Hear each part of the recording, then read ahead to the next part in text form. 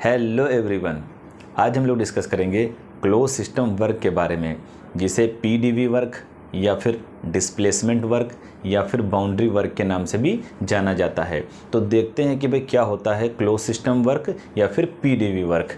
मान लीजिए हमारे पास एक पिस्टन सिलेंडर अरेंजमेंट है, इसके अंदर गैस भरी हुई है और ये कैसा सिस्टम है, ये हमारा क्लोज सिस्टम है। अब जब क्लोज सिस्टम है तो इसमें मास तो ट्रांसफ़र होगा नहीं, सिर्फ एनर्जी ट्रांसफ़र होगी। इस कंडीशन पे इसमें जो गैस भरी हुई है, मान लीजिए ये स्टेट 1 है, स्टेट 1। हमें पता है कि स्टेट क्या होती है, स्टेट सिस्टम की कंडीशन होती है और इस कंडीशन को कैसे रिप्रेजेंट किया जाता है, इस कंडीशन को प्रॉपर्टीज़ के जरिए रिप्रेजेंट किया जाता है। मान लीजिए जो गैस भरी हुई है, इसका प्रेशर है P1 और वॉल्यूम है V1। अब एक प्रोसेस परफॉर्म हुई, ये पिस्टन क्या किया, उस प्रोसेस के दौरान यहाँ से यहाँ आ गया, ये है स्टेट 2। अब ये गैस क्या करेगी, एक्सपेंड कर जाएगी, एक्सपेंड करके इस पूरे में फैल जाएगी, इस तरीके से एक्सपेंड करके इस पूरे में फैल जाएगी। अब जब ये एक्सपेंड कर गई तो मान लीजिए जो गैस का प्रेशर है P2 और वॉल्यूम हो गया V2। अब क्वेश्चन ये उठता है कि भाई किस प्रोसेस के जरिए इस पिस्टन को स्टेट 1 से स्टेट 2 में लाया जाता है, मतलब प्रोसेस परफॉर्म की जाती है। तो प्रोसेस होती है क्वाजी स्टैटिक प्रोसेस। अब क्वेश्चन ये उठता है कि क्वाजी स्टैटिक प्रोसेस है क्या। तो क्वाजी स्टैटिक प्रोसेस वो प्रोसेस होती है जो बहुत ही स्लो मैनर में यानी स्लोली परफॉर्म की जाती है। फिर दूसरा क्वेश्चन ये उठता है कि भाई हम क्वाजी स्टैटिक प्रोसेस ही क्यों परफॉर्म करते हैं। अगर हम क्वाजी स्टैटिक प्रोसेस नहीं परफॉर्म करेंगे तो हमको प्रोसेस पाथ नहीं मिल पाएगा। अगर हमें प्रोसेस पाथ नहीं मिलेगा तो फिर हम लोग प्रोसेस के बारे में कुछ भी एक्सप्लेनेशन नहीं दे पाएंगे। अब इसी प्रोसेस को प्रेशर और वॉल्यूम डायग्राम पे देख लेते हैं। मान लीजिए ये हमारा प्रेशर एक्सिस है, वाई एक्सिस है, और ये क्या है, वॉल्यूम एक्सिस है। जब ये गैस स्टेट 1 पे थी तो ये यहाँ पे थी, इसको मान लिया स्टेट 1। तो यहाँ पर इसका कुछ प्रेशर रहा होगा, यहाँ पर इसका कुछ वॉल्यूम रहा होगा। अब क्या हुआ, ये गैस क्या हुई, एक्सपेंड की, यानी पिस्टन यहाँ से स्टेट 2 पे पहुँच गया। तो गैस क्या होगी, इसके अंदर एक्सपेंड हुई होगी। अब जब गैस एक्सपेंड हुई होगी तो गैस ने क्या किया होगा, इस पिस्टन पे वर्क किया होगा, पिस्टन पे फोर्स लगा करके इस पिस्टन को यहाँ से यहाँ पहुँचाया होगा। अब जब गैसेस एक्सपेंड करती हैं तो हमें पता है कि प्रेशर कम हो जाता है और वॉल्यूम क्या होता है, बढ़ जाता है। तो ये स्टेट 2 पे आ जाएगी, स्टेट 2 हो गया ये। और हमने प्रोसेस को कैसा परफॉर्म किया है, हमने प्रोसेस को क्वाजी स्टैटिक परफॉर्म किया है। अब जब प्रोसेस को हम क्वाजी स्टैटिक परफॉर्म करते हैं तो हमें क्या मिलता है, प्रोसेस पाथ मिल जाता है। तो मान लो ये हमारा है प्रोसेस पाथ, ये क्या है, ये प्रोसेस पाथ है। इस पाथ को फॉलो करके 1 से 2 पे आ गई है। तो इस कंडीशन पे क्या होगा, इसका कुछ वॉल्यूम रहा होगा और इसका क्या होगा, कुछ प्रेशर रहा होगा। अब माना किसी इंस्टेंट पे, मतलब किसी टाइम पे ये पिस्टन यहाँ पर था, यानी जब क्वाजी स्टैटिक प्रोसेस परफॉर्म हो रही थी तो ये पिस्टन यहाँ पर था। अब जब पिस्टन यहाँ पर था तो गैसेस क्या कर रही हैं, गैसेस इस पिस्टन पे क्या लगा रही हैं, फोर्स लगा रही हैं। ये फोर्स लगा रही हैं, ये गैसेस क्या कर रही हैं, एफ फोर्स लगा रही हैं। उस पर्टिकुलर इंस्टेंट में यानी उस पर्टिकुलर टाइम में इस पिस्टन ने यहाँ से यहाँ तक स्मॉल डिस्टेंस डीएल ट्रैवल की। डीएल क्या है, स्मॉल डिस्टेंस, जो उस एक पर्टिकुलर टाइम में पिस्टन ने यहाँ से यहाँ ट्रैवल की। तो पिस्टन क्या किया, यहाँ आ गया। अब जब पिस्टन किसी पर्टिकुलर इंस्टेंट पे यहाँ से यहाँ आया है तो उसने डीएल डिस्टेंस ट्रैवल की है। तो उस पर्टिकुलर इंस्टेंट पे जब पिस्टन यहाँ से यहाँ मूव किया है तो कितना small amount of work done gas ने किया होगा पिस्टन के ऊपर। तो हम लोग इसको लिखेंगे डेल्टा डब्ल्यू से। Delta W is equal to work done क्या होता है, फोर्स इनटू डिस्प्लेसमेंट। डिस्प्लेसमेंट यहाँ कितना है, ये स्मॉल डिस्टेंस डीएल। ये डेल्टा डब्ल्यू हम लोग वर्क डन को क्या लिखेंगे, हमेशा डेल्टा डब्ल्यू से रिप्रेजेंट करेंगे। डेल्टा डब्ल्यू का मतलब होता है अमाउंट ऑफ वर्क डन। ये ग्रीक लेटर है स्मॉल डेल्टा, ऐसे ही होता है कैपिटल डेल्टा। ये हमारा क्या है, पिस्टन है। अब पिस्टन का कुछ एरिया होता है। अब जब गैसेस फोर्स लगा रही होंगी तो उस पिस्टन के एरिया पे कुछ प्रेशर भी लग रहा होगा। तो प्रेशर क्या होता है, हमें पता है, pressure on piston. Pressure on piston P बराबर क्या हो जाएगा, फोर्स अपॉन एरिया। ये एरिया क्या है, ये एरिया है पिस्टन का एरिया, ये वाला एरिया। तो इससे हम लोग फोर्स क्या लिख देंगे, यानी गैसेस जो फोर्स लगा रही हैं तो हो जाएगा प्रेशर इनटू एरिया। तो हम लोग इस इक्वेशन में क्या रख देंगे, इक्वेशन 1 में हम लोग इक्वेशन 1 में फोर्स की जगह पर प्रेशर इंटू एरिया रख देंगे। तो delta W is equal to F की जगह पे P into A into D L. अब देखते हैं एरिया इंटू लेंथ क्या होता है, यानी area into change in length. तो चेंज इन लेंथ यानी जब पिस्टन यहाँ से यहाँ मूव किया था तो डीएल हुई थी, तो एरिया इंटू लेंथ होता है वॉल्यूम, तो area into change in length क्या हो जाएगा, change in volume, P into DV. Change in volume मतलब जब पिस्टन ने यहाँ से यहाँ डिस्टेंस ट्रेवल की तो ये कुछ एरिया इसका रहा होगा पिस्टन का, और ये जो डिस्टेंस ट्रेवल की होगी यानी इस पिस्टन ने क्या किया है, यहाँ से यहाँ तक जाने में डीवी वॉल्यूम चेंज किया है। तो ये डेल्टा डब्ल्यू क्या है, ये स्मॉल वर्क डन है, ये स्मॉल वर्क डन है पिस्टन को यहाँ से यहाँ मूव कराने में। लेकिन पिस्टन यहाँ से यहाँ तो मूव किया नहीं है, पिस्टन मूव किया है स्टेट 1 से स्टेट 2 तक। तो हम लोग देखते हैं कि टोटल वर्क डन इस गैस ने इस पिस्टन पे कितना परफॉर्म किया है during the process from 1 to 2। तो हम लोग क्या करेंगे, इसको इंटीग्रेट कर देंगे, इक्वेशन 2 इसे मान लें। Total work done during process 1 to 2, तो इंटीग्रेट कर देंगे, integration 1 to 2 delta W is equal to integration 1 to 2 P into D V. हम लोग इंटीग्रेशन 1 to 2 डेल्टा डब्ल्यू को W2 माइनस W1 नहीं लिख सकते हैं। यह भी आगे बताएंगे कि क्यों नहीं लिख सकते हैं, क्योंकि वर्क डन क्या होता है, एक पाथ फंक्शन होता है, और पाथ फंक्शन को कभी भी चेंज में नहीं लिखा जाता है, हमेशा अमाउंट में लिखा जाता है। तो इसको अब लिखना कैसे है, तो 1 to 2 डेल्टा डब्ल्यू मतलब टोटल वर्क डन। तो टोटल वर्क डन को आप ऐसे भी लिख सकते हो, work done during the process 1 to 2 और W 1 to 2 work done during the process 1 to 2। कई बुक में ऐसे भी लिखा होता है, कई जगह पे ऐसे भी लिखा होता है, और कई जगह पे सिर्फ W लिखा होता है। तो टोटल वर्क डन क्या होगा, total work done W is equal to integration 1 to 2 P D V. तो इसी वर्क डन को बोला जाता है पी डी वी वर्क, या फिर क्लोज सिस्टम वर्क, या फिर डिस्प्लेसमेंट वर्क, या फिर बाउंड्री वर्क। इसको दे दें इक्वेशन 3। अब ये जो स्मॉल डिस्प्लेसमेंट हुआ था इसको हम लोग पी डी वी डायग्राम पे देखते हैं। तो ये किसी इंस्टेंट पे ये यहाँ पर प्रेशर पी रहा होगा, ये पी प्रेशर, और इसका वॉल्यूम क्या होगा, यहाँ पर वी होगा, क्लियर है। और इसने क्या किया, स्मॉल डिस्टेंस ट्रैवल की, तो चेंज इन वॉल्यूम क्या हुआ था, स्मॉल डिस्टेंस ट्रैवल करने पर change in volume delta we, बहुत ही स्मॉल वॉल्यूम चेंज हुआ था। तो ये वॉल्यूम चेंज हुआ होगा स्मॉल, ये हुआ होगा डी वी, ये स्मॉल चेंज क्या होगा डी वी। तो ये हमें ये एरिया मिल जाएगा, ये एरिया। तो जो चेंज इन एरिया होगा वो ये होगा, मतलब ये जो रेक्टेंगल फॉर्म हो रहा है, लगभग रेक्टेंगल है ये, तो इस रेक्टेंगल का एरिया क्या होगा,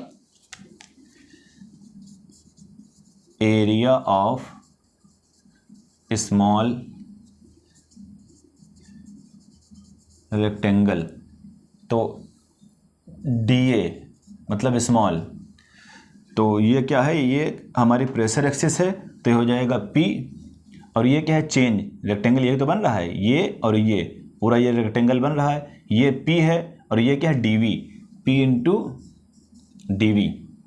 इसको दे दिए इक्वेशन 4। अब ये तो जब स्मॉल डिस्टेंस ट्रेवल किया था DL, तो स्मॉल चेंज इन वॉल्यूम हुआ था dV, उस दौरान ये चेंज इन एरिया है। अब देखते हैं कि प्रोसेस 1 to 2 के दौरान टोटल एरिया कितना चेंज हुआ। तो हमें पता है कि प्रोसेस 1 से 2 के दौरान ये एरिया चेंज हुआ है, ये एरिया। तो total area under the curve during the process 1 to 2 निकालने के लिए क्या करेंगे, इसको इंटीग्रेट कर देंगे। तो इसको इंटीग्रेट कर दें तो क्या हो जाएगा, integration 1 to 2 dA is equal to integration 1 to 2 PdV। इसको इक्वेशन दे दें 4। अब हम लोग क्या करेंगे, इक्वेशन 4 को 3 के साथ कंपेयर करेंगे कि भाई ये देखिए इक्वेशन 4 और 3 में देखिए राइट हैंड साइड क्या है, बराबर है, तो लेफ्ट हैंड साइड भी बराबर होगी। ये जो टोटल वर्क डन W जो होगा वो क्या होगा, 1 to 2 dA के बराबर होगा। तो इसे हम लिख सकते हैं कैपिटल A। तो ये टोटल ए है क्या? तो ये टोटल ए मतलब ये टोटल एरिया है। ये टोटल एरिया किस चीज़ का है? ये प्रोसेस 1 to 2 परफॉर्म हुई है। जब प्रोसेस 1 to 2 परफॉर्म हुई है तो ये कर्व इसने फॉर्म किया है। तो इस कर्व के नीचे का जो टोटल एरिया है वो ये है कैपिटल ए। इससे हमें एक इंटरेस्टिंग चीज़ पता चली। इंटरेस्टिंग चीज़ वो है जो क्लोज सिस्टम वर्क डन होता है वो एरिया अंडर द कर्व होता है पीवी डायग्राम पे ड्यूरिंग द प्रोसेस।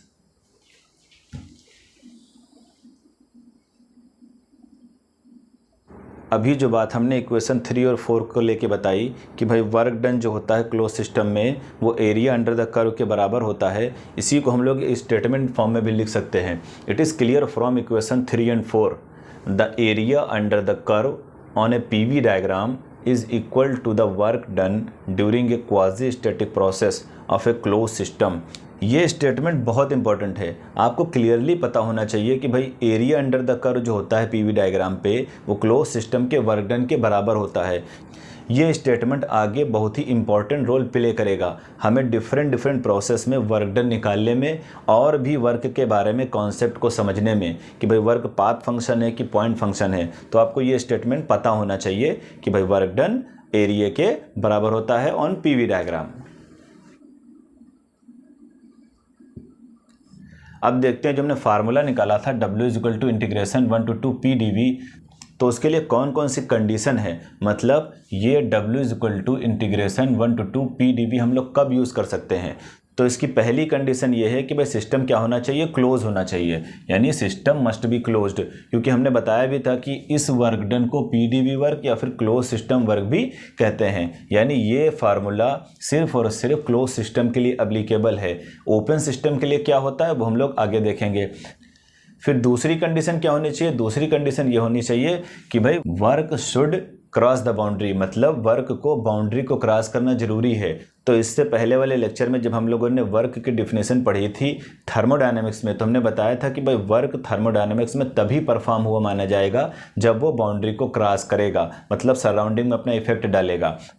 तो इसकी दूसरी कंडीशन है कि वर्क को बाउंड्री क्रॉस करना जरूरी है। अगर वर्क बाउंड्री क्रॉस नहीं कर पाएगा तो आप ये फार्मूला यूज़ नहीं कर पाएंगे। फिर तीसरी कंडीशन क्या है, तीसरी कंडीशन ये है कि भाई जो हम लोग प्रोसेस परफॉर्म कर रहे हैं वो प्रोसेस को क्वाजी स्टैटिक होना जरूरी है। क्योंकि अगर आप क्वाजी स्टैटिक प्रोसेस परफॉर्म नहीं करेंगे तो आपको प्रोसेस पाथ नहीं मिलेगा। अब जब प्रोसेस पाथ नहीं मिलेगा तो आप प्रोसेस के बारे में कोई भी एक्सप्लेनेशन नहीं दे पाएंगे। तो ये जब तीन कंडीशनें सेटिस्फाई होंगी, इन तीन कंडीशनों के सेटिस्फाई होने के बाद ही आप ये फार्मूला अप्लाई कर सकते हैं। अब हम लोग इसी स्टेटमेंट का यूज़ करके ये प्रूफ करेंगे कि वर्क एक पाथ फंक्शन होता है। मान लीजिए कोई हमारे पास सिस्टम है, वो स्टेट 1 से स्टेट 2 पे जा रहा है। अब ये सिस्टम स्टेट 1 से 2 पे डिफरेंट पाथ को फॉलो करके जा सकता है। अब इसको PdV डायग्राम पे एक एग्जाम्पल के जरिए देखते हैं। ये हमने क्या किया, प्रेशर वॉल्यूम डायग्राम ड्रॉ कर लिया। ये वॉल्यूम एक्सिस है, ये हमारी प्रेशर एक्सिस है। तो ये पहले स्टेट 1 पे था, कोई सिस्टम है हमारे पास स्टेट 1 पे है तो इसका कुछ प्रेशर होगा। मान लिया हमने स्टेट 1 पे प्रेशर था P1 और इसको हमने एग्जांपल ले लिया, ये है 2 बार। बार प्रेशर की यूनिट होती है। अब ये स्टेट 1 से स्टेट 2 पे आ गया सिस्टम, स्टेट 2 पे। इस कंडीशन पे हमने मान लिया था कि ये जो वॉल्यूम है, ये वॉल्यूम मान लिया V1 और इसको ले लिया हमने 1 मीटर क्यूब। अब ये 2 पे आ गया तो इसका वॉल्यूम कुछ दूसरा हो गया होगा, यानी स्टेट बदल गई है, तो हमने V2 मान लिया 2 मीटर क्यूब। अब ये जो प्रेशर है इसके सामने, ये प्रेशर हमने मान लिया P2 = 1 बार। तो स्टेट 1 से 2 पर कई पाथ को फॉलो करके आया जा सकता है। मान लिया हमने प्रोसेस में पहले इस पाथ को फॉलो किया, पहली प्रोसेस में ये पाथ A को फॉलो किया। फिर नेक्स्ट प्रोसेस जो हमने परफॉर्म की, सेम स्टेट पे जा रहे हैं लेकिन हमने क्या किया, ये पाथ फॉलो किया, इसे हमने नाम दिया B पाथ। अब नेक्स्ट प्रोसेस में हमारे इंड स्टेट वही है, यानी 1 से 2 पे जा रहे हैं। अब हम एक नए पाथ से जा रहे हैं, इसको हमने नाम दिया ये इस तरीके से, इसे हमने नाम दिया C। तो ये प्रोसेस 1 to 2 परफॉर्म हो रही है, यानी इसकी इनिशियल स्टेट स्टार्टिंग स्टेट 1 है और फाइनल स्टेट क्या है 2 है। तो हमने क्या किया, पाथ चेंज किए हैं जबकि एंड पॉइंट सेम है। तो हमने देखा है कि भाई ये जो पहली प्रोसेस थी, यानी ये जो पाथ ए को फॉलो कर रही थी, 1 to 2 प्रोसेस थी जो पाथ ए को फॉलो कर रही थी, उसके नीचे का एरिया आप देखिए। फिर देखिए जब प्रोसेस 1 to 2 परफॉर्म हो रही है लेकिन पाथ बी फॉलो कर रही है, तो फिर उसके नीचे का एरिया देखिए। तो हमें पता चलेगा कि भाई जब हम पाथ ए को फॉलो कर रहे हैं तो इसके नीचे का एरिया ज़्यादा है एज़ कम्पेयर टू जब हम लोग पाथ बी फॉलो कर रहे हैं। अब हमें ऑब्जर्वेशन से दिख रहा है कि भाई ये जो पाथ है ए वाला पाथ, ये नीचे ज़्यादा एरिया कवर करेगा जब हम बी पाथ को फॉलो करेंगे उसके कंपेयर में। अब एक और पाथ है, यानी हमने प्रोसेस 1 to 2 परफॉर्म किए सी पाथ को फॉलो करके। अब जब हम लोग सी पाथ फॉलो कर रहे हैं तो उसके नीचे का एरिया सबसे कम है। कहने का मतलब ये है कि जब हमने पाथ ए को फॉलो किया है तो एरिया अंडर द कर्व सबसे ज़्यादा है, फिर जब बी को फॉलो किया है तो एरिया अंडर द कर्व ए से कम है, फिर जब हमने सी पाथ को फॉलो किया है तो एरिया अंडर द कर्व सबसे कम है। तो एरिया अंडर द कर्व हम लोग क्यों ले रहे हैं, क्योंकि अभी हमने इस एक स्टेटमेंट से देखा है कि area under the curve during the process जो होता है वो वर्क डन के बराबर होता है। कहने का मतलब ये है कि आप एंड स्टेट सेम रखिए, सिर्फ हमने पाथ को बदला है। तो पाथ को बदलने से जो वर्क डन है वो चेंज हुआ जा रहा है। तो इससे ये क्लियर होता है कि भाई वर्क क्या है, एक पाथ फंक्शन है। तो इस डायग्राम से तो क्लियर हो गया कि वर्क क्या है, एक पाथ फंक्शन है, क्योंकि हमने देखा है कि जब हमने पाथ को चेंज किया है तो जो वर्क डन है यानी जो वर्क परफॉर्म हो रहा है वो चेंज हुआ जा रहा है। अब जब ये पाथ फंक्शन है तो इसको हम लोग डिफरेंस के फॉर्म में नहीं लिख सकते हैं, क्योंकि अभी इससे पहले हमने बताया था कि भाई ये जो वर्क डन होता है integration 1 to 2 delta W does not equal to W2 minus W1, इसे बोलते हैं inexact differential, inexact differential. तो वर्क हमारा क्या है, इन एग्जैक्ट डिफरेंशियल है। हम इसे डिफरेंस के फॉर्म में नहीं लिख सकते, हम इसे सिर्फ और सिर्फ अमाउंट के फॉर्म में लिखते हैं। तो इस डायग्राम से तो क्लियर है कि पाथ चेंज करने से हमारा वर्क डन बदल रहा है। लेकिन अगर जो आप इस डायग्राम को और बारीक से स्टडी करेंगे तो पाएंगे कि भाई आप किसी भी पाथ को फॉलो करिए, लेकिन इसमें कुछ क्वांटिटीज़ ऐसी हैं जो पाथ चेंज करने पे भी चेंज नहीं हो रही हैं। जैसे आप देखें कि भाई स्टेट 1 पे प्रेशर था 2 बार और वॉल्यूम था 1 मीटर क्यूब, और स्टेट 2 पे प्रेशर हो गया हमारा 1 बार और वॉल्यूम हो गया हमारा 2 मीटर क्यूब। आप चाहे पाथ ए से 2 पे जाइए या फिर पाथ बी से 2 पे जाइए या फिर पाथ सी से 2 पे जाइए, एवरी टाइम इन क्वांटिटीज़ में जो चेंज है वो सिमिलर है। चेंज सिमिलर कैसे है, देखिए हम 1 से 2 प्रोसेस पाथ ए को फॉलो करके गए तो चेंज इन वॉल्यूम कितना था, 2 - 1 मतलब 1 मीटर क्यूब, और चेंज इन प्रेशर कितना था, 2 - 1 मतलब 1 बार। अब प्रोसेस 1 to 2 पाथ बी को फॉलो करके गए, तब भी हमने देखा कि भाई चेंज इन वॉल्यूम क्या हमारा आ रहा है, 2 - 1 मतलब 1 मीटर क्यूब, और लास्ट हम लोग प्रोसेस 1 to 2 पाथ सी को फॉलो करके फिर भी हमने देखा कि चेंज इन वॉल्यूम और चेंज इन प्रेशर पहले की जैसा है, मतलब इनमें पाथ बदलने पे कोई फ़र्क नहीं पड़ रहा है। तो पाथ बदलने से जो चीज़ें यानी जो क्वांटिटीज़ चेंज नहीं होती हैं उन्हें बोलते हैं प्रॉपर्टीज़। तो ये क्या है, हमारी प्रॉपर्टीज़ हैं। प्रॉपर्टीज़ पाथ पे डिपेंड नहीं करती हैं, प्रॉपर्टीज़ सिर्फ और सिर्फ इनिशियल और फाइनल स्टेट पे डिपेंड करती हैं। जबकि पाथ फंक्शन यानी जैसे हमारा वर्क डन है वो इनिशियल और फाइनल कंडीशन पे भी डिपेंड करता है और साथ ही साथ पाथ जिसको फॉलो किया गया है उस पर भी डिपेंड करता है। तो हम लोग पाथ फंक्शन को तो चेंज के फॉर्म में नहीं लिख सकते हैं, लेकिन प्रॉपर्टीज़ को हम लोग चेंज के फॉर्म में लिख सकते हैं। जैसे 1 to 2 dV यानी चेंज इन वॉल्यूम, ये होगा V2 माइनस V1। तो इन्हें बोला जाता है एग्जैक्ट डिफरेंशियल।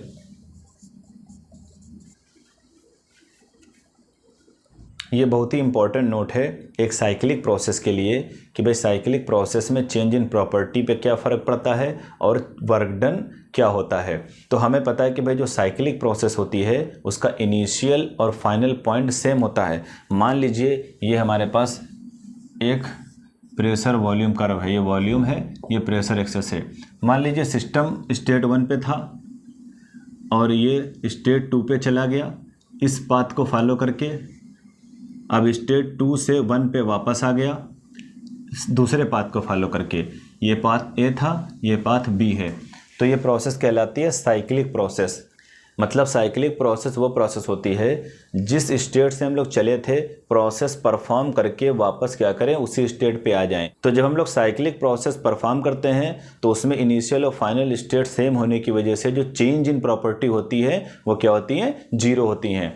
तो हम ये देख भी सकते हैं कि for a cyclic process the initial and final states of the systems are same, hence change in property is zero. तो चेंज इन वॉल्यूम जीरो हो जाएगा, चेंज इन प्रेशर जीरो हो जाएगा, चेंज इन टेम्परेचर जीरो हो जाएगा। हम देख भी सकते हैं कि भाई यहाँ पर हमारा स्टेट 1 पे जब थे तो हमारा कुछ वॉल्यूम होगा और स्टेट 1 पे कुछ क्या होगा, प्रेशर होगा। हम यहाँ से यहाँ गए 2 पे, यानी ए पाथ को फॉलो करके, फिर 2 से 1 पे वापस आ गए तो हम लोग वापस यहीं आ गए। तो हमारा वॉल्यूम जो पहले था वो प्रोसेस परफॉर्म होने के बाद भी है, तो चेंज इन वॉल्यूम क्या हो जाएगा, जीरो हो जाएगा, और चेंज इन प्रेशर क्या हो जाएगा, जीरो हो जाएगा। अगर हम टेम्परेचर भी देख रहे हैं तो चेंज इन टेम्परेचर भी क्या हो जाएगा, जीरो हो जाएगा। ये जो इंटीग्रल दिख रहा है हमें सर्किल के साथ, इसे बोलते हैं क्लोज्ड इंटीग्रल या फिर cyclic integral for closed path. तो ये सिंबल काफ़ी इंपॉर्टेंट है, ये आगे कई बार इस्तेमाल होगा। तो हम लोग जब साइक्लिक प्रोसेस करेंगे तो साइक्लिक प्रोसेस में हम लोग क्लोज इंटीग्रल हम लोग यूज़ करेंगे, और साइक्लिक प्रोसेस में जो चेंज इन प्रॉपर्टीज़ होगा वो हमेशा क्या होगा, जीरो होगा। ये नोट आपको पता होना चाहिए। यानी जब भी साइक्लिक प्रोसेस परफॉर्म होगी तो चेंज इन प्रॉपर्टीज़ क्या होंगी, साइक्लिक प्रोसेस में जीरो होंगी। जबकि ये जो अमाउंट ऑफ वर्क डन है ये जीरो नहीं होगा, चाहे कोई सी भी साइक्लिक प्रोसेस परफॉर्म हो। हम यहाँ देख भी सकते हैं क्योंकि हम इनिशियल स्टेट 1 से पाथ ए को फॉलो करके 2 पे गए थे और फिर 2 से 1 पे वापस आ गए थे पाथ बी को फॉलो करके।